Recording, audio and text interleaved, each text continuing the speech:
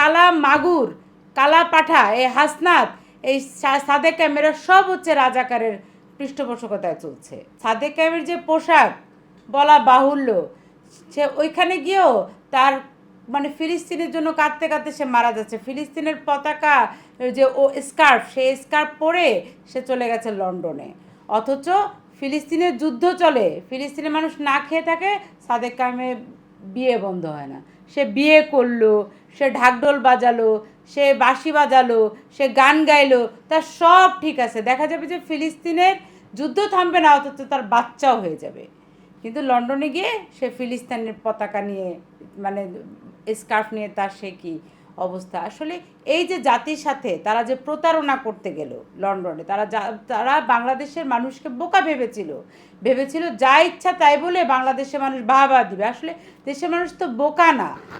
জাতাকলে পড়ে হয়তো দেশের মানুষ কখনো কখনো বুঝতে পারে না, হয়তো শিক্ষা ওভাবে নিতে পারে না, কিন্তু বাংলাদেশের মানুষ কিন্তু যথেষ্ট জ্ঞানী।